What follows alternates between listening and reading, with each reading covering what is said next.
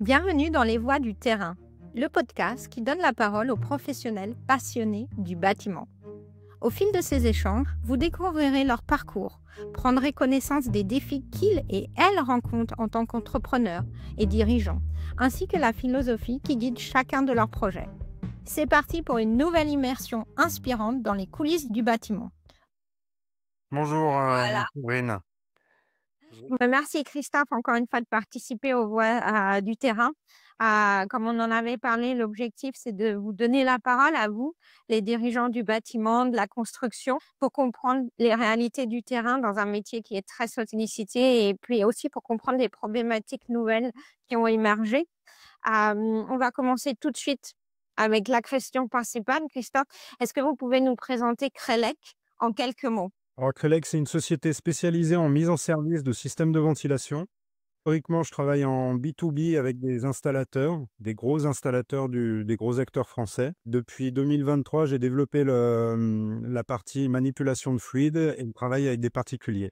Ça représente D'accord. aujourd'hui 20% de mon chiffre d'affaires maximum. D'accord et Crelec a été Alors, la genèse de Crelec, ça a débuté en 2017. En fait, historiquement, pour faire rapide, j'ai toujours évolué dans ce milieu de la ventilation, de la clim, en tant que technicien de maintenance pour des gros installateurs. Puis ensuite, de la mise en service pour une société spécialisée là-dedans. Et ensuite, j'ai fait un arrêt dans ma carrière. J'ai passé un diplôme d'éducateur canin. Je suis parti en Finlande avec plusieurs huskies. On partait avec une cinquantaine d'huskies. En 2017, ça, j'ai arrêté pour revenir dans mon premier métier qui était l'électricité. Là-dessus, j'ai fondé une auto-entreprise qui s'appelait Crelec. Et en 2023, Crelec est devenue une SAS. D'accord et donc de l'électricité maintenant à ventilation? Alors, en fait, ça a toujours été ventilation, mise en service en ventilation. Ça, c'est vraiment le cœur de mon métier. C'est ce que j'ai toujours fait depuis que j'ai une vingtaine d'années.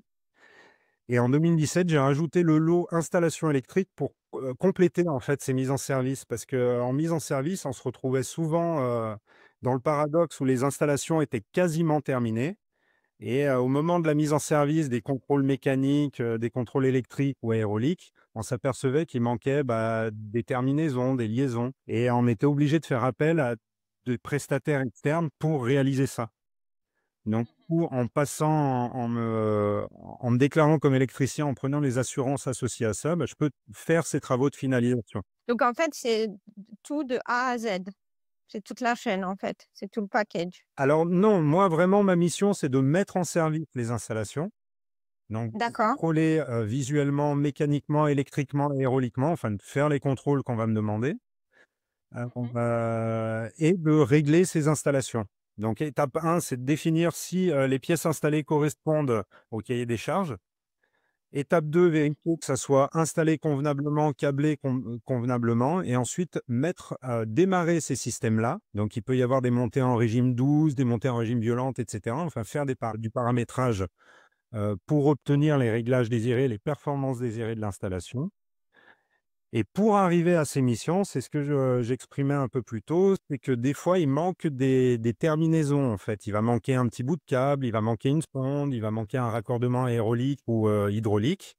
Et plutôt que de faire appel à des prestataires externes, ma société a les assurances pour faire ces compléments. Donc, ma société ne fait pas du A à Z, ma société est spécialisée en mise en service et en install, mais dans ces missions de mise en service, rajoute des parties d'installation. C'est clair, c'est très, très structuré. Merci. Merci Christophe et alors quelles sont vos zones d'intervention? Je dirais toute l'Europe, mais principalement le Grand Est de France et la région Rhône-Alpes, qui est ma région natale. Vous êtes basé où? Christophe Crelec est basé où? Alors, elle est basée à Brion, dans le 01, c'est à côté d'Oyonnax, Nantua, entre Lyon et Genève. D'accord, d'accord et dans toute l'Europe, vous avez parlé donc des régions en France, quels sont les pays en Europe? Alors, pour l'instant, Italie, un peu D'accord. Suisse, voilà. C'est pas mal, hein, c'est déjà pas mal. Et vous alors Christophe, plus précisément, quel est votre rôle au sein de Crelec? Hem, tout en fait, parce que Crélan qui n'a qu'un seul employé, c'est moi. D'accord. Commercial, dirigeant, technicien, administrateur réseau. Polyvalent quoi. Oui. Très bien, très bien. Ça doit faire de très longues journées ça. Oui, ça s'adapte en fait. Il y a des fois, il y a de très, très longues journées et puis il y a des fois, il y a des journées beaucoup plus courtes en fait. C'est l'avantage d'être seul, heu, c'est qu'on peut cumuler du travail, quasiment en non-stop sur un laps de temps défini et puis après se calmer un petit peu pour faire du bureau, quoi. Mmh. Par OK, très bien. exemple, sur le début d'année, bah, j'étais, à Catane en Sicile. J'y ai passé un peu plus de 3 mois, uniquement en prod, ce qui fait que j'ai pris du retard sur la partie administrative et j'ai pu compenser ça au mois de entre mai et juin. Mais au détriment d'autres chantiers, quand vous dites vous compensez, comment ça se gère concrètement au quotidien? Comment ça se gère au quotidien? C'est que je suis moins présent, sur le terrain local que je cherche à développer, mais à distance avec les contacts que j'ai pour les grosses mises en service, bah, ça se gère en fait. Parce que ces grosses mises en service, elles interviennent de manière, pointillée. Je vais avoir une mission d'1 à 3 mois, sur un site, puis je vais changer de site et de client et cetera. Et donc, est-ce que ça veut dire que vous pouvez faire une mise en service à distance, concrètement? Non, en fait, Non. j'arrive à vendre des parties de télétravail qui est sur la synthèse documentaire et éventuellement la constitution de dossiers de mise en service intégrable au DOE. Donc ça va se traduire de la façon suivante. Par exemple, sur une semaine d'intervention de mise en service, je vais faire mes réglages et mes relevés sur place. Et puis après, je peux être en mesure de vendre 2 à 3 jours de télétravail pour faire de la synthèse documentaire. Donc récupérer toutes les valeurs qui vont être inscrites sur les schémas aérauliques, électriques ou hydrauliques et les réintégrer dans un rapport plus complet contenant des photos, des préconisations, des remarques et cetera. À la manière d'un Pour webbook un cette petit peu. Noté, noté. Pour cette partie justement, documentaire, devis, photos et cetera, vous utilisez des outils numériques ou peut-être déjà, l'intelligence artificielle? Parce que vous êtes tout seul? Alors je travaille, j'ai mis en place, comment dire? Ça a été assez long à mettre en place. Au début, j'ai commencé avec, bah, comme tout le monde, comme on m'avait appris avec, bah, crayon papier. Ensuite, ça a Oui, bien évolué sûr. avec le smartphone et des logiciels, faits pour faire des rapports de terrain. De ce Mmh. smartphone, je suis passé sur une tablette Windows, mais qui avait des limites et puis dernièrement, je travaille avec iPad et ça m'a permis de, bah, d'étendre ces limites parce que la machine est bien plus puissante et adaptée pour le terrain. Et là, Mmh. depuis, je sais pas, je dirais 3 ans, bah, je bosse exclusivement à aller à 90 sur info. Le papier existe quasiment plus. Quasiment plus. Waouh! Avec des applications particulières, des logiciels particuliers? Non, pas spécialement. Oui, c'est forcément des logiciels particuliers, mais c'est des logiciels, grand public qui sont disponibles directement D'accord, nativement sur iPad. d'accord. OK, très bien. Et qu'est-ce qu'il en est? Oui, oui. Non, non, continuez. Ces logiciels sont complétés avec, un serveur auto-hébergé, dans mon bureau, qui permet de faire des liens entre ma machine, qui est à mon bureau et mes machines de chantier, mes PC de chantier. Le PC de chantier, c'est une tablette. Le PC de bureau, bah, c'est un PC de bureau tout ce qu'il y a de plus standard et je fais la liaison entre les fichiers que je manipule sur le chantier ou, à mon bureau via un serveur indépendant. C'est lui qui fait la Tout en synchro. ligne. Bah, il fait la synchro entre tous mes bureaux, ma corbeille, la zone de téléchargement, la zone de documents, les espaces cloud. Tout ça est synchronisé et la seule difficulté que je rencontre, c'est certaines fois sur des sites, je n'ai pas accès à internet et travailler Oui. hors ligne avec les solutions open source que j'ai, bah, ça demande un petit peu d'ajustement, je dirais. Dans quel sens? Vous pouvez nous expliquer? C'est pas aussi intuitif que si on avait des solutions propriétaires. Ça veut dire que je vais devoir me préparer mes dossiers en amont, télécharger les fichiers que je veux manipuler hors ligne, faire mes manipulations hors ligne, puis les resynchroniser, quand je reprends un accès internet. Donc généralement, sur les gros chantiers, on a accès internet, ben, via mobile quand on est sur des zones extérieures ou sur les zones de vie bungalow. Et ben, il suffit que je divise ma matinée en 2 ou ma journée en 2 et puis je peux resynchroniser assez régulièrement. Ça demande quand même, une certaine préparation.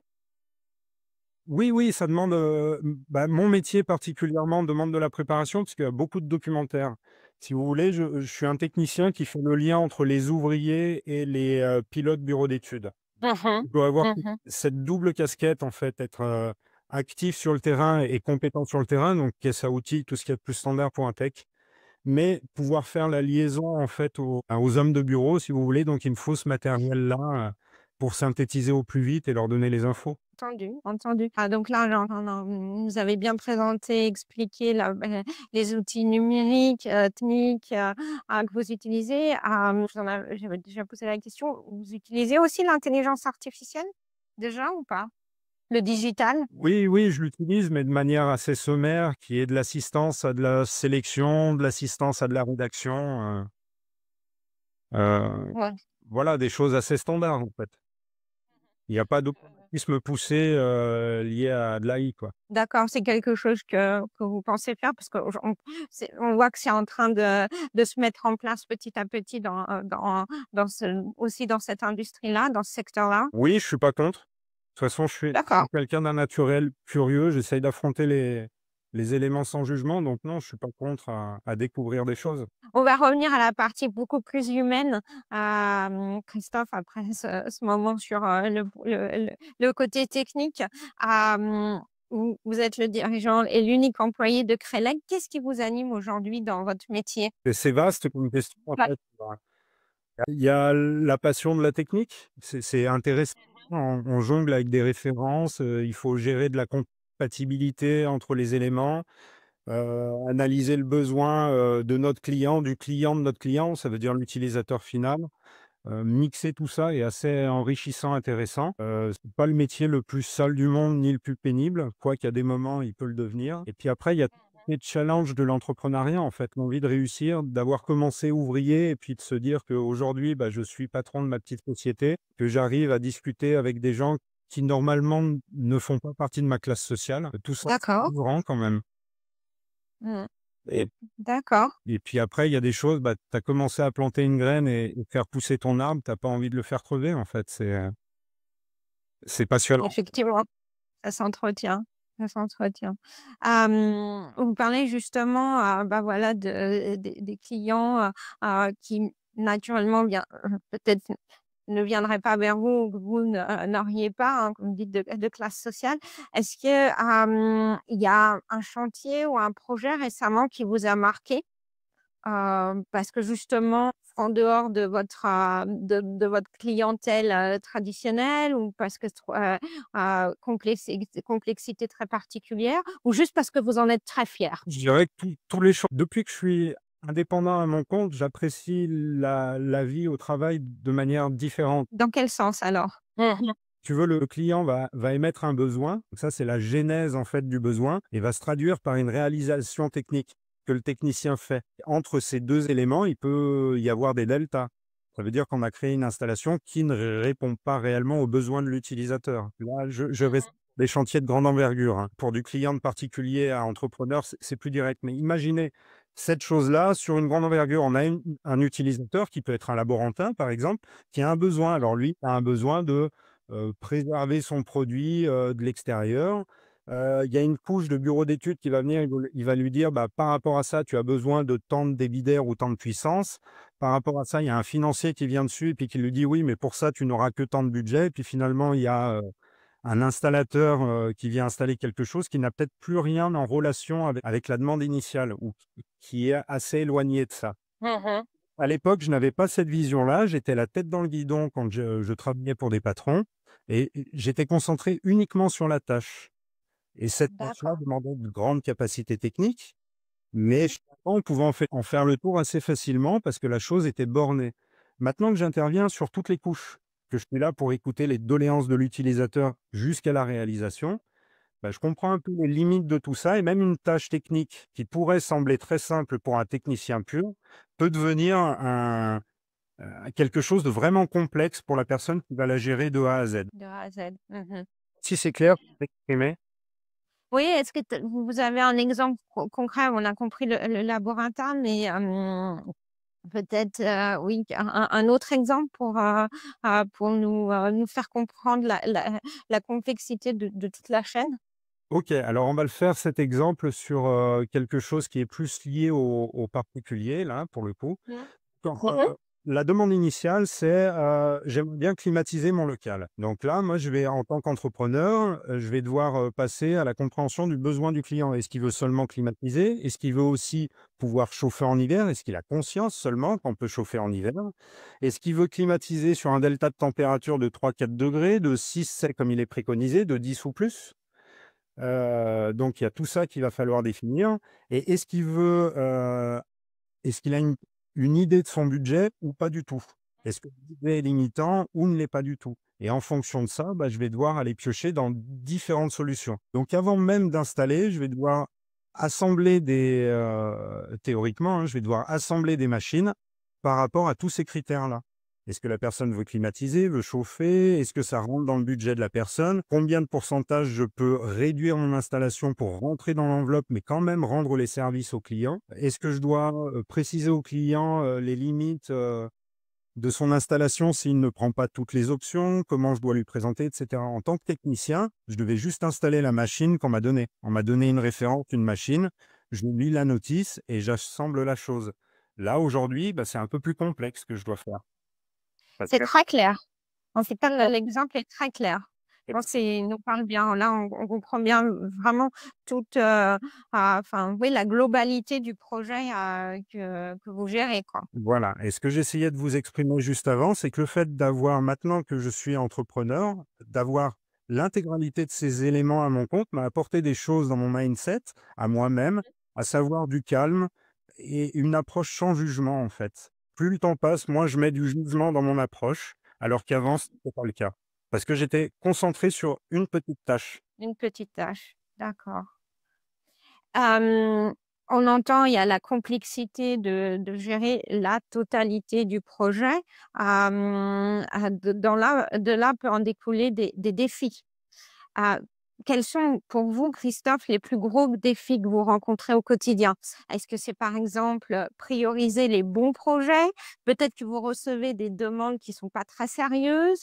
Est-ce que c'est par contre la charge de travail? Vous m'avez dit, il y a des moments, ça peut être intense, à moins ou vous compensez. Quels sont vos plus gros défis pour vous au quotidien? Les mêmes que à peu près tout le monde, je dirais concilier vie professionnelle, vie familiale, essayer de trouver un équilibre, qui n'empiète pas l'un sur l'autre. Mmh. C'est vrai que ce serait ça le plus gros défi. Après, proprement professionnel, le plus gros défi, c'est d'essayer de bien cibler le besoin de mes clients et puis d'y répondre au plus juste, en fait, sans trop en faire.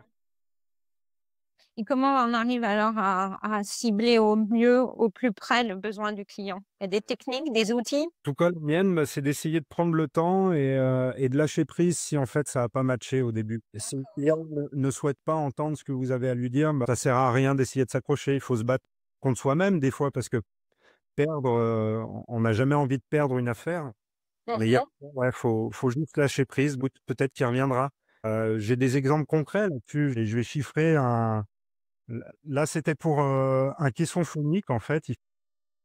Augmenter les performances phoniques d'une centrale de traitement d'air. Donc je suis parti sur un chiffrage, il y avait une enveloppe globale à peu près à 10 000 € par caisson. On était sur 3 caissons, donc c'était, un marché à 30 000 € pour moi, qui est quand même assez significatif. Bien sûr. Mais pour ces 30 000 € là, bah, j'aurais pas pu récupérer grand-chose parce que je faisais appel à un bureau d'études sérieux qui faisait une structure en alu avec des plans, des cotes et cetera, et le client, lui, trouvait ça trop cher. Et bah, tant pis, j'ai lâché prise parce que j'ai l'habitude de bosser avec ce client et je me dis: «Bah, si c'est pas moi, ça sera un autre», et Mmh. finalement, ils ont recruté quelqu'un de beaucoup moins cher. Le client est revenu à moi après, il me dit: «Bah, écoute, finalement, avec tous les travaux supplémentaires qu'il nous a mis, on est très proche du prix que tu nous avais dit, voire on l'a dépassé, mais on n'a aucun plan, on n'a aucune donnée structurante, c'est dégueulasse». D'accord. En espérant qu'ils ont tiré les leçons et que la prochaine fois, ils viendront vers moi encore. Oui, ben, en espérant, mais en tout cas, ben, moi, ça me permet c'est la petite récompense, même si on n'a pas eu l'affaire, malgré l'énergie qu'on a pu dépenser, on a quand même la satisfaction d'avoir ce retour du client qui nous dit: «Bah, écoute, j'ai peut-être fait une erreur», Mmh. et bah, ça aide un petit peu à rester dans sa ligne et voilà, je sais plus pourquoi on disait ça. C'était par rapport aux défis, justement. Oui, bah, voilà, pourquoi j'ai exprimé ça? Parce que l'un des plus gros défis, bah, en fait, c'est toi-même. Il y a des fois, tu as pas une affaire et tu le prends pour toi, alors qu'il faudrait pas, voilà, d'où le lâcher prise. D'accord. Le lâcher prise. On entend aussi, de la bouche de dirigeants, dans cette industrie-là aussi les délais tendus, hem, ou le manque de chantiers qualifiés. Est-ce que c'est quelque chose que vous vivez aussi, que vous ressentez ou ça vous impacte pas, ça vous concerne pas? Alors le délai tendu, je comprends la question. La deuxième question, le chantier pas qualifié, je sais pas si j'ai bien compris. Bah, par exemple, voilà, peut y avoir des demandes qui sont pas très sérieuses de la part des clients ou alors où il y a trop de volume. Il y a une bonne partie des entrepreneurs qui ne travaillent pas sur un truc de niche et qui sont obligés de faire des tâches, qui ne les amusent pas pour vivre. OK.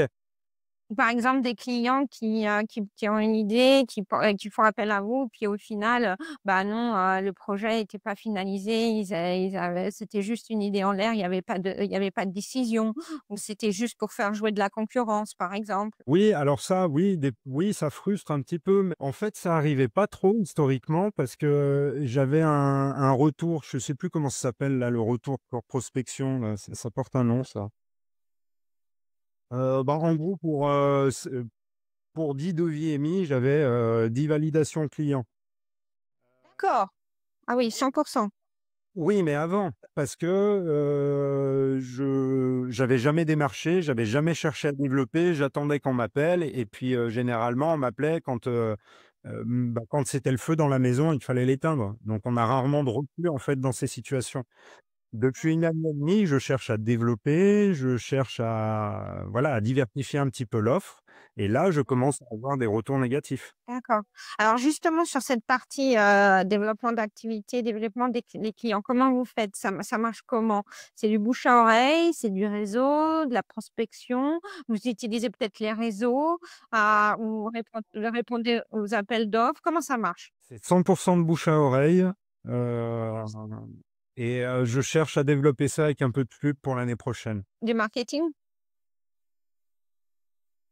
J'imaginais plus du prospectus, en gros, pour faire du local. Je D'accord.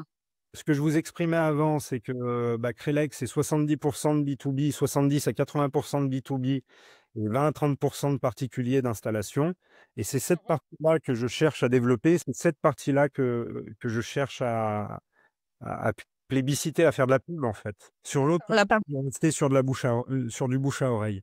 Ça reste un secteur de niche et les contacts que j'ai dans mon agenda me suffisent. D'accord. Pour les clients particuliers aujourd'hui, comment ils vous trouvent? Bouche à oreille pour le moment. Toujours? Toujours, De ce côté-là aussi? D'accord. ouais. Bouche à oreille et puis opportunisme, je sais pas moi, parce qu'on a une vie sociale, hein, tous. «Ah bah, qu'est-ce que tu fais comme métier?» «Bah, je pose des clims». «Ah bon? Ah bah, tu pourrais pas me faire un devis chez moi?» «Bah si tu veux», voilà. Surtout en ce moment, faut dire qu'on en a bien besoin. Il faut savoir que c'est un peu tard là pour faire des demandes de pose de clim. Voilà, ce sera pour l'année prochaine, hein. Tout le monde en prend, d'accord, donc on entend, développer davantage la partie client particulier avec, bah, de la publicité. Vous dites, des prospectus, papier ou vous pensez aussi à de la présence en ligne? Je pensais à un prospectus papier parce que pour du local, la présence en ligne, je la sens moins pertinente. D'accord, d'accord, OK. Hem Vous nous avez parlé, voilà, des bureaux d'études, à des autres, on va dire, corps de métier avec lesquels vous travaillez. Est-ce que vous faites de la sous-traitance? Comment vous gérez au mieux, bah, justement par ces défis ou ces contraintes? Est-ce que vous faites appel à d'autres ou il y a des collaborations? Oui. Alors c'est au cas par cas. D'accord. Il peut y avoir de la sous-traitance classique, donc je fais appel à un sous-traitant pour m'aider, via un contrat de sous-traitance. Ça peut être de la sous-traitance, façon fournisseur. À ce compte-là, je demande à une autre entreprise de me vendre certains produits et de me fabriquer le programme qui va avec les produits qu'il me vend. D'accord. Voilà. Après les sous-traitants avec qui je vais faire appel, c'est des gens avec qui j'ai travaillé principalement. Mmh. Ça peut être des clients. Ça m'est arrivé plusieurs fois de faire des demandes de sous-traitance à des gens qui m'avaient fait bosser au préalable. La boucle est bouclée dans ce sens-là. Oui, bah, par exemple pour le caisson insonorisant dont je vous avais parlé, C'est une entreprise qui m'a sollicité pour mettre en service le système de climatisation, de leurs locaux. Donc je leur ai mis en service ça. Puis: «Vous faites quoi dans ces locaux?» «Bah, nous, on est un bureau d'études, résistance mécanique, plastique», j'en passais des meilleurs. «Ah d'accord, bah, j'ai eu une demande pour un caisson insonorisé. Est-ce que vous pourriez faire ça?» «Ah bah, oui, on fait des trucs comme ça pour nos machines, on a lu. Est-ce que ça pourrait te convenir?» «Bah, oui, bah, tiens, on fait une étude» et puis voilà. Un autre client un gros installateur, bah, l'ASPI en l'occurrence, de CVC en France, me fait bosser sur des installations qu'eux-mêmes ont fait. Et cet été, c'est l'inverse qui se passe. C'est une usine à proximité de chez moi qui m'a sollicité pour un besoin et moi je sollicite l'ASPI pour m'aider dans cette tâche. D'accord. Parce que c'est un chantier de trop gros envergure pour moi seul. Mmh. Il y avait des parties d'automatisme, de bureau d'études, de fabrication de coffrets électriques. Je Mmh. fais pas du tout ça. Enfin, pas dans les dimensions, où ça sera cet été et là, c'est l'ASPI qui me donne un coup de main. Donc dans ce cas-là, j'ai apporté l'affaire à l'ASPI. L'ASPI a pris l'affaire globale, me sous-traite une partie, de la chose et le chantier qu'on fait au mois de septembre, c'est l'inverse. C'est moi qui récupère un chantier global et je sous-traite une petite partie à l'ASPI. Donc en fait, on est très, à partir du moment où les relations sont fluides avec, les bons interlocuteurs, tout est possible, je dirais, ou quasi, quoi. Ça peut aller dans n'importe quel sens, en fait. Oui, voilà, c'est ça. Du moment que tu fait professionnellement et puis en bonne intelligence, que les gens ont confiance en vous, il peut se passer, beaucoup de choses, quoi. On a entendu là ce projet que vous avez donc avec l'ASPI, c'est pour septembre. Comment vous Ouais, il y en a un qui est en cours là actuellement et qui va se faire cet été. Il y en a un second pour septembre. d'accord. On entend vous planifiez vos projets, vos chantiers, hem, à peu près à combien de mois d'avance? Comment vous faites ça? Je pose la question parce que encore une fois, on a eu des témoignages où ça peut être, beaucoup plus incertain, où il y a pas beaucoup de possibilités de planification. Dans votre cas, comment vous planifiez? Et quelle visibilité vous avez sur les semaines, les mois à venir ou peut-être les années? Alors en fait, ça dépend à quelle phase j'en étais, parce que l'entreprise, je vous ai dit, la SARS, elle est apparue en 2023. Donc 2023-2025, c'est pas il y a pas beaucoup de retours d'expérience dessus. Mais déjà, rien qu'entre ces 2 ans, bah, je suis passé d'une semaine à 2 mois. D'accord. Donc maintenant, vous planifiez pour sur 2 mois, quasiment? Ouais, voire plus. Là, je suis en train de répondre, pour un chantier sur décembre, janvier, 2026. Décembre 2025, janvier 2026. Bien. Et vous avez des outils de planification? Comment vous faites ça? Parce que je dois juste me planifier moi, en fait, un agenda Pas comme outil. Par contre, mes clients, eux, ont de vrais outils de planification où ils font de la synthèse entre différents corps d'état, mais moi, j'ai pas besoin de ce genre d'outil. En tout cas, pas pour pour l'instant. l'instant, hein. Oui, Voilà, pour l'instant. Très bien. Hem, vous parlez justement des clients, les B2B et puis les particuliers. Est-ce que vous avez remarqué que ces dernières années, leur attente avait évolué? Que ce soit, je ne sais pas, par rapport au prix. Là, vous nous avez donné cet exemple justement d'un client qui est allé vers quelqu'un de moins cher et puis au final qui est revenu, que ce soit les certifications, peut-être l'éco-responsabilité, enfin des attentes qui ont changé. alors, ben, pareil, Crelec est trop jeune pour vous donner, ben, de vrais retours là-dessus. Par contre, moi, ça fait plus de 20 ans que je fais, ces missions-là de mise en service sur différents sites en France et puis même à l'étranger et j'ai vu des Oui, différences entre les années 2000 et maintenant. d'accord. Réellement, j'ai commencé, réellement alors j'ai bref, réellement commencé fin des études, ça devait être fin 2003. Entre, bah, voilà, en gros, entre 2003-2004 et maintenant, si, il y a eu beaucoup de changements sur les chantiers. Il y a beaucoup moins d'argent qui est destiné à la mise en service des installations, alors qu'avant, c'était un métier, vraiment, doré, quoi. C'était vraiment un métier réputé. Il y a eu de plus en plus de systèmes plug and play. Ça veut dire qu'on Oui. avait la main sur beaucoup moins de paramètres et en gros qu'on est obligé de faire appel au constructeur et en fait, c'est ça que je vois, c'est qu'il y a des choses qui sont de plus en plus verrouillées et qu'il y a de moins en moins de sollicitations sur des indépendants. Et tout est fait pour, faire appel au SAV, j'en passe des meilleurs quoi, SIAT Mmh. français, on ne sait quoi. D'accord, et est-ce que pour vous, ça peut compliquer, par exemple, la signature de nouveaux contrats, l'acquisition de nouveaux clients?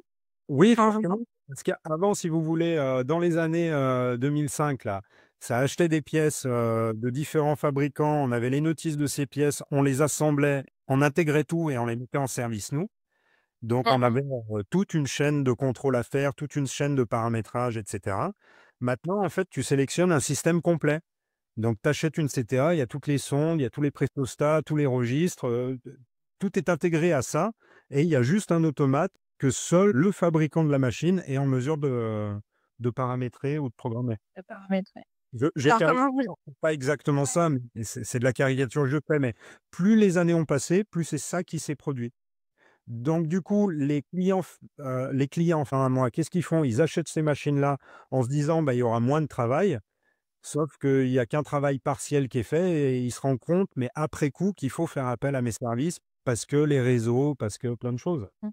Et justement, alors comment que vous arrivez à vous démarquer, à rester compétitif dans sur ce marché-là, dans cet environnement-là?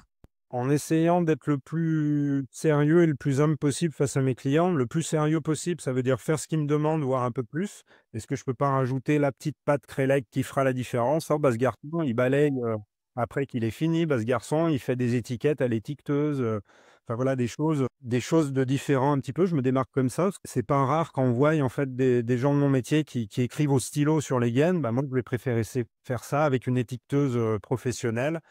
C'est plus lisible. Propre aussi? Oui, voilà, c'est plus lisible, plus propre, donc ça, c'est la petite différenciation. Après, pour le reste, c'est ce que je vous dis, je fonctionne par bouche à oreille, donc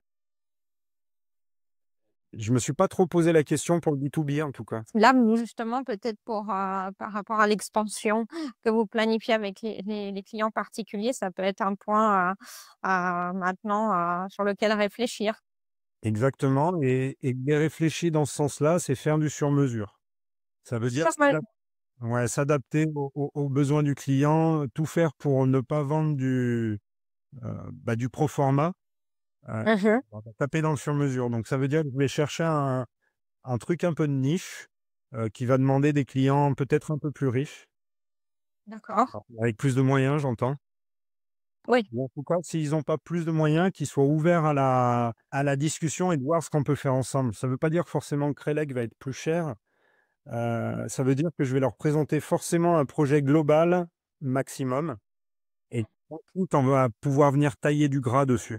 Je vais pas poser la question d'un exemple concret parce que sinon, bah, voilà, votre stratégie de développement peut être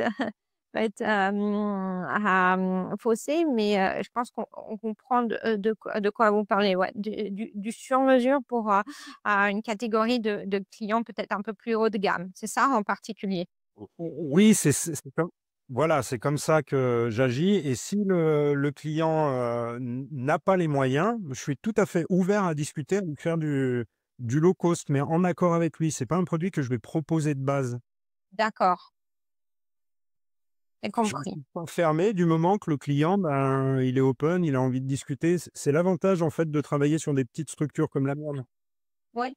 C'est le rapport humain. Vous voyez ce que je veux dire? Oui, oui, ça parle, tout à fait. Ça parle. Justement, vous parlez de petites structures, Christophe, on sait que vous êtes tout seul. Est-ce que vous envisagez justement l'année prochaine quand vous allez voilà, développer davantage la partie particulier, vous envisagerez de peut-être embaucher, d'avoir 1, 2 personnes avec vous? De continuer tout seul? J'envisage ça, ça me ferait plaisir à terme de constituer une équipe de 4 gars, D'accord. ou filles, hein, c'est un abus de langage quand je dis gars, mais 4 humains, quoi. Oui, ça sera l'objectif, mais après je veux pas le faire de manière, précipitée. Les collègues qui ont fait ça le vivent pas forcément bien, puis ils sont pas forcément plus riches que moi non plus. Oui, vous avez pas des retours si positifs. C'est mitigé en fait, ouais, c'est D'accord. mitigé. Puis, ils ont peut-être des revenus que j'ai pas. En fait, ils gagnent peut-être mieux leur vie que moi, mais j'ai pas forcément l'impression. Et après, Mmh. j'ai des petits besoins, mais en fait, Question d'équilibre. pour l'instant, l'équilibre est bon. Je fais appel à des intérimaires, je fais appel à des prestataires, et ça me convient. Mmh. Quand vous c'est intéressant quand vous nous disiez que vous faites appel à des intérimaires parce qu'on entend justement dans l'industrie du bâtiment, il y a quand même, un souci de main-d'œuvre, un manque de main-d'œuvre ou quand vous faites appel à des intérimaires, vous arrivez à les avoir assez facilement, assez rapidement?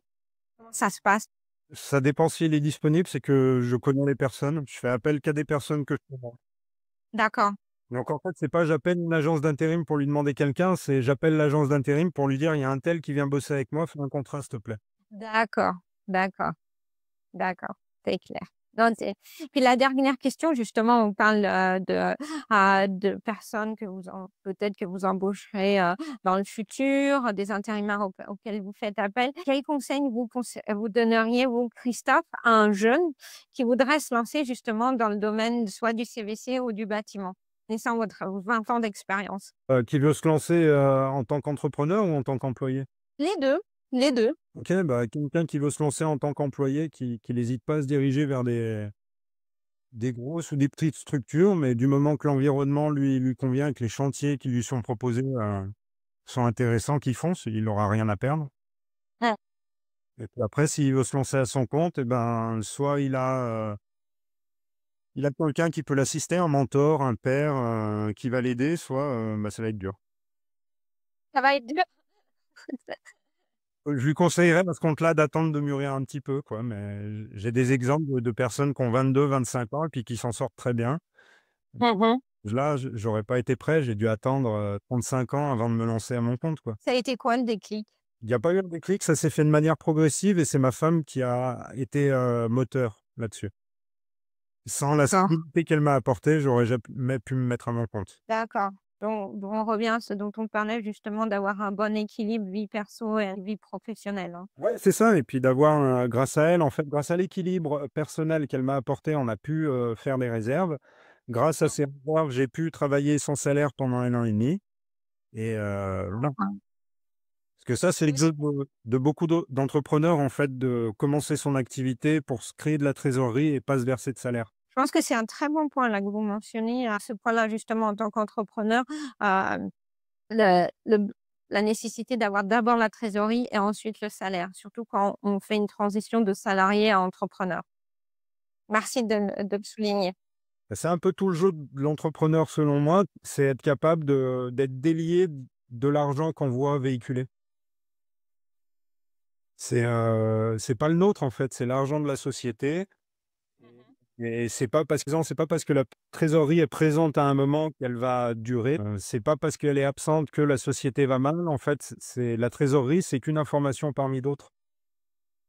Ça, c'est un autre conseil que je pourrais donner à des jeunes entrepreneurs, en fait. Faut surtout quand ils sont auto-entrepreneurs et que l'argent des chantiers sont virés sur leur compte à eux, il faut être vigilant à ça parce qu'après on peut vite avoir des rappels et des surprises, si on considère que cet argent est le nôtre. Vous, dès le départ, c'était clair et net? Oui, bah, même si, quand j'étais auto-entrepreneur, je n'avais qu'un seul compte, mon compte personnel et mon compte, d'entreprise, mais ma comptabilité était bien séparée.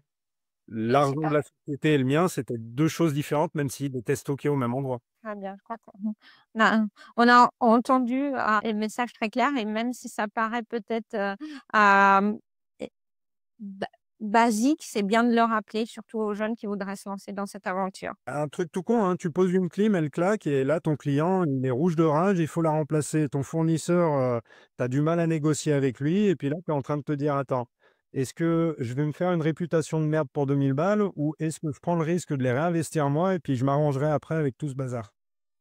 Mmh. Voilà, c'est un exemple, c'est pas du vécu, mais c'est un exemple pour vous dire qu'il faut être prêt à réagir, du tac au tac. Un autre chose, pourquoi de la trésorerie? Les chantiers qui ont été réalisés au mois de février, OK, et ils ont été payés seulement le mois dernier. D'accord, donc il faut avoir ça en tête aussi. Voilà, c'est pour ça qu'il faut être capable de délier ces histoires d'argent et se dire, c'est pas parce qu'il y en a aujourd'hui qu'il y en aura demain, en fait, faut bref, c'est de la gestion, quoi. Après, il faut s'assurer qu'il y en ait demain. Oui, il faut s'assurer qu'on est demain. Voilà, d'où les d'où tout ce dont on vient de parler. Hem Mais encore une fois, un grand merci Christophe pour avoir partagé ce moment avec nous, pour toute votre expérience. En tout cas, c'était très agréable, hem, très intéressant aussi de vous entendre, raconter votre expérience aussi de voilà, de l'aventure Husky, au retour, justement à la partie terrain. Entrepreneuriat, c'est pas anodin. Ouais, ouais, la reconversion est un peu dans l'air du temps, je crois. Ouais, l'important maintenant, je crois que c'est que chacun puisse faire ce qui l'anime, ce qui le passionne. Je pense que beaucoup d'entre nous en ont pris conscience. Christophe, un grand merci encore.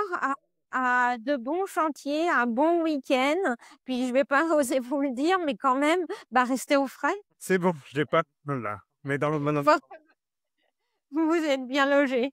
Ouais. Merci. Si, au revoir. Merci, au revoir Christophe. Merci d'avoir écouté cet échange. Si cet épisode vous a plu, n'hésitez pas à le partager autour de vous, à laisser une note ou un commentaire sur votre plateforme d'écoute. Chez Alpia, on continue de donner la parole aux professionnels du bâtiment pour valoriser leur expertise, leurs défis et leurs réussites. On se retrouve très bientôt pour un nouvel épisode. À très vite sur le podcast Alpia.